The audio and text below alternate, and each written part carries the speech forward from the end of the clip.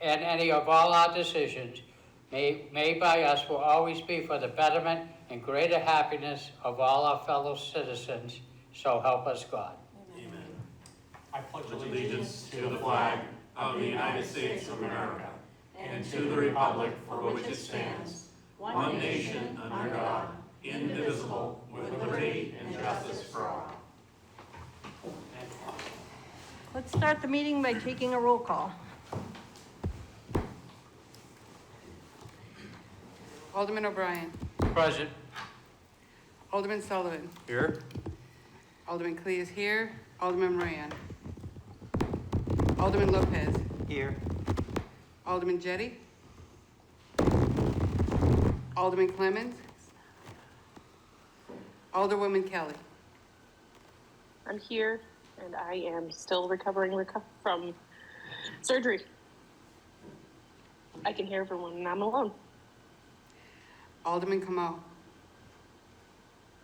Alderman Dowd. Present. Alderman GOV. Here. Alderman Karen. Here. Alderman Thibault. Alderwoman Timmons. Here. And Alderman Wilshire. Here. Madam President, we also have Mayor Donches and Director Sullivan in attendance. Thank you very much. As is customary, I will turn the public hearing over to the Chair of the Human Affairs Committee, Alderman Lopez. Good evening. This is a public hearing relative to the acceptance and appropriation of $3 million in the United States Department of Housing and Urban Development Community Planning Grant Program for the reconstruction of the Nashville Library Plaza area. I believe Mayor Donches and Director Sullivan wanted to do a presentation, and then we'll take testimony in favor and in opposition. So Mayor and Director. Well, thank you, Mr. Chair.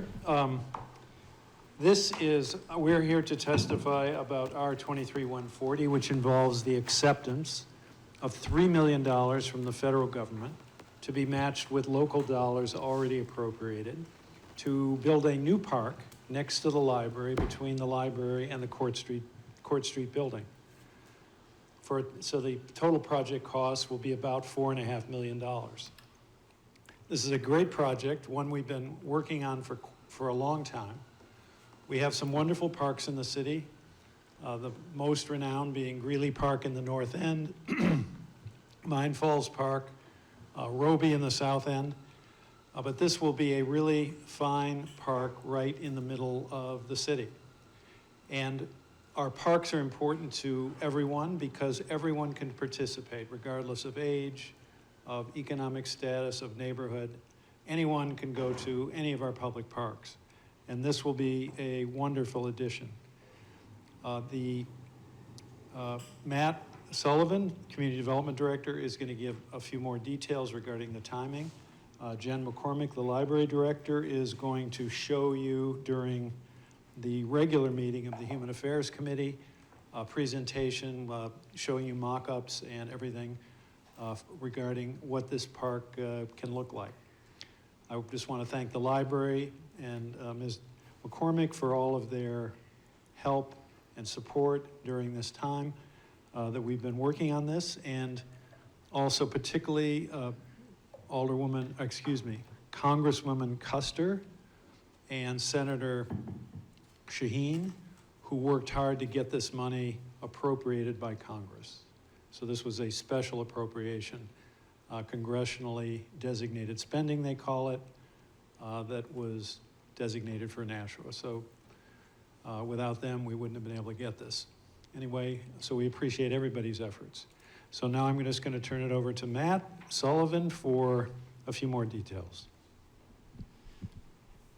I'm a fixed mic user, unfortunately, so just give me one. Good evening. For the record, Matt Sullivan, Community Development Division Director for the City of Nashua. I also would like to thank the mayor for his vision, and particularly vision on some of the recreational spaces that we're considering as part of this important project, and also Director McCormick for her dedication over the last years when the future was uncertain relative to the ability to actually execute this project. We are fortunate now to be before you in a position to accept this $3 million from the Department of Housing and Urban Development, the United States Department of Housing and Urban Development, for reconstruction of the library plaza. The mayor's comments were spot on in the sense that although this is really intended to be a library-focused project, I'd like us all to sort of think about this as an opportunity to create a new and vibrant urban park in our downtown core that will provide a variety of different community spaces, active recreational and passive recreational spaces that in some way will have a relationship to the different uses and functions of the library, but will also be their own independent space that we hope that many generations and users will enjoy for decades and years to come, of course. And so really before you this evening is simply the acceptance of the $3 million from US HUD.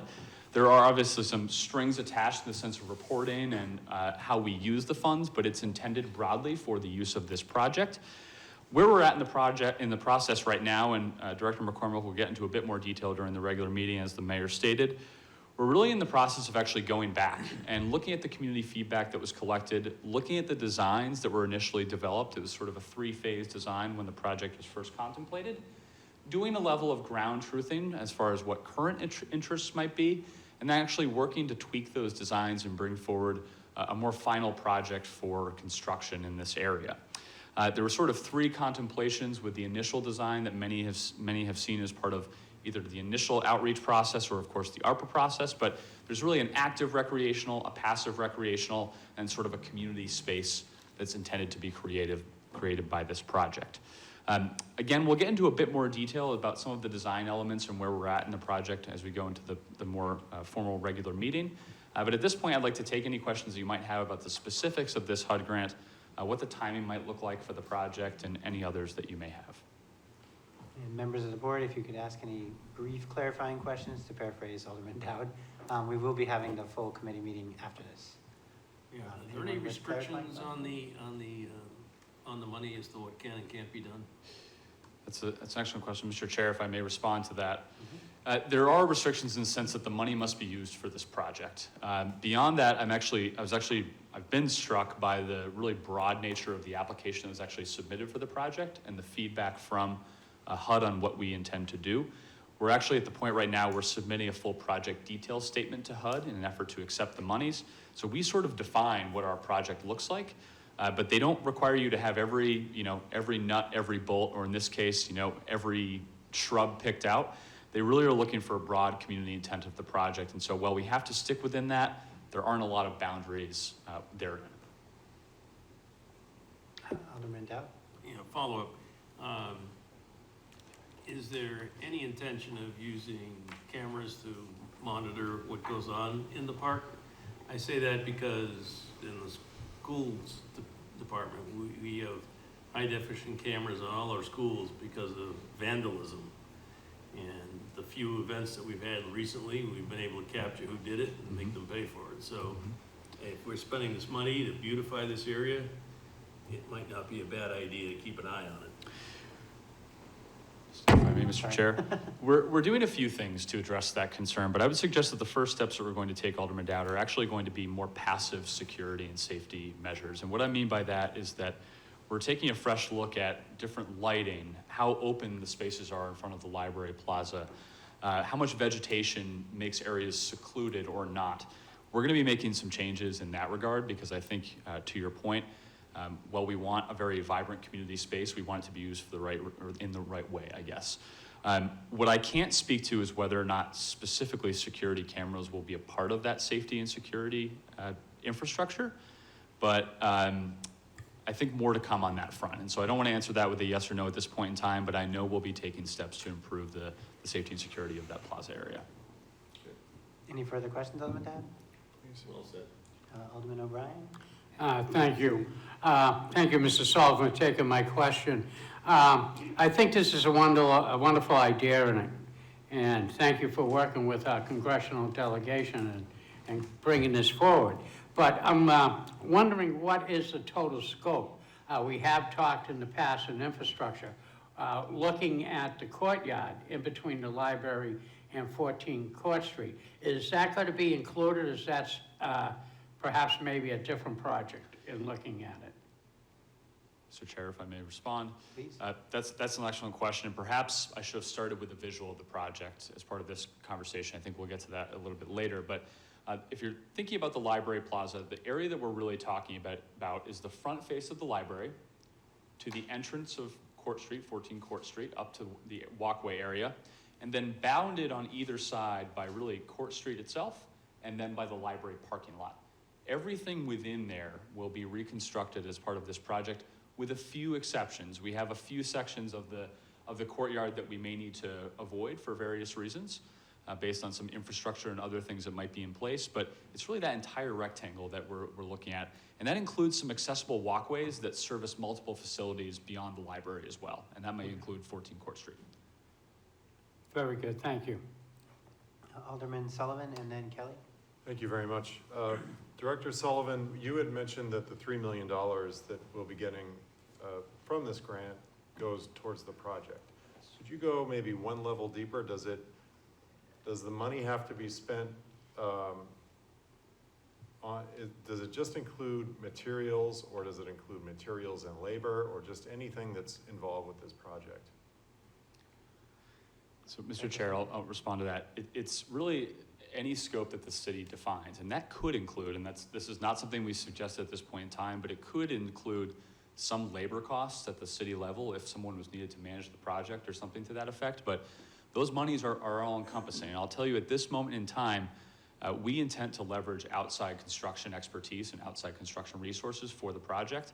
This is substantial enough where we don't anticipate the ability to use DPW or Parks and Rec resources to actually build out the full construction and design.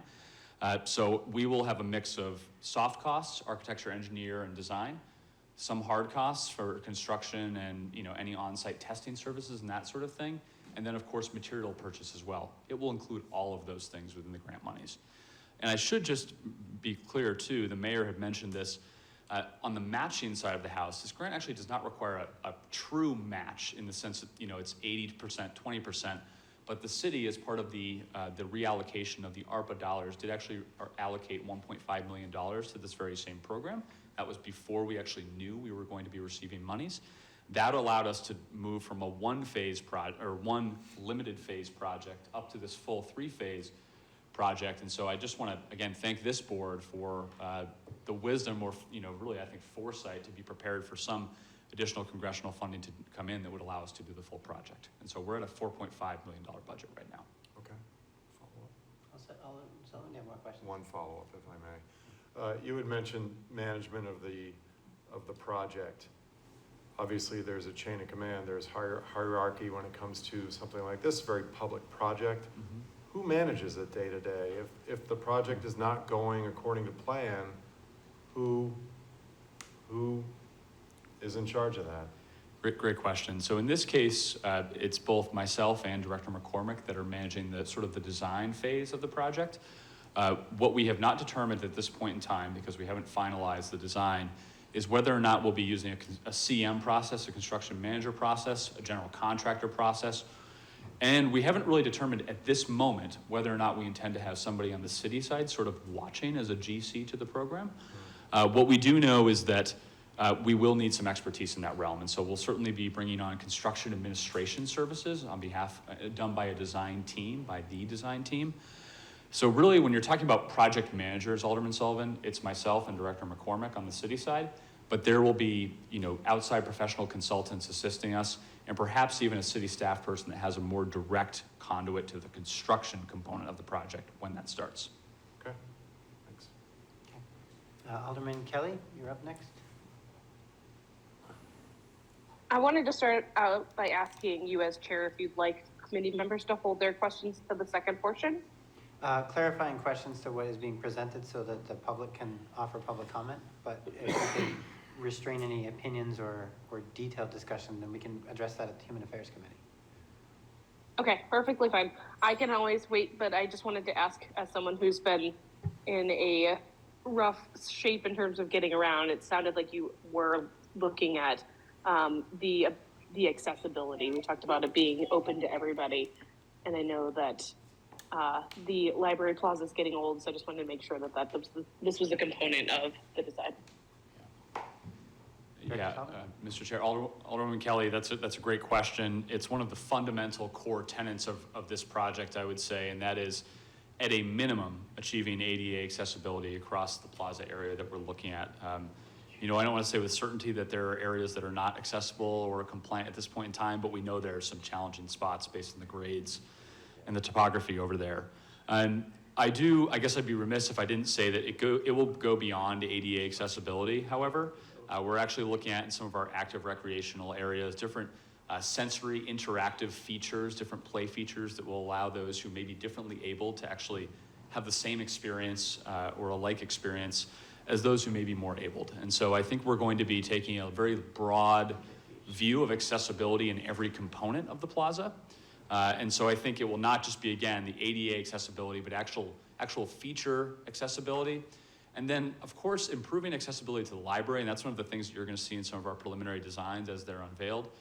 If you go down to the library right now, the walkways, the way they're laid out, they aren't necessarily conducive to moving folks directly into the library entrance. And so taking away some of those right angles, creating some smoother, some spaces, some more curve, better access, that's going to be something that we're looking at too. So I think there are really three components of accessibility that we're looking at with the Plaza project.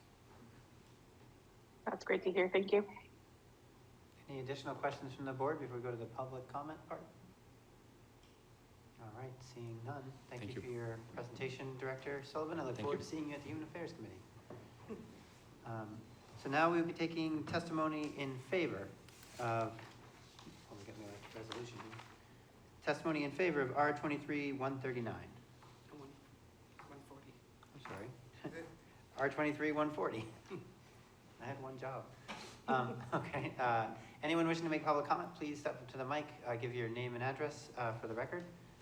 Seeing none approaching, we will take testimony in opposition. All right, seeing none, we will have a second opportunity for anybody in the public who wants to make positive public comment. And seeing none, any members of the public who are opposed? And seeing none. We can now close this hearing. Madam Clerk, what time? 7:17. At 7:17. Yeah. And then Alderman O'Brien. Alderman O'Brien, do you have a motion? Yes, I do, Mr. Chairman. Thank you. I'll make the motion to adjourn, please. All right, we have a motion to adjourn. Clerk, please call the roll. Okay. By rules. Do we have to do a roll call here? Sorry. Alderman O'Brien? Yes. Alderman Sullivan? Yes. Alderman Clee says yes. Alderman Lopez? Yes. Alderwoman Kelly? Yes. Alderman Dowd? Yes. Alderman Gouvet? Yes. Alderman Karen? Yes. Alderwoman Timmons? Yes. And Alderman Wilshire? Yes. You have plenty of yeses. 1, 2, 3, And we are adjourned. 5,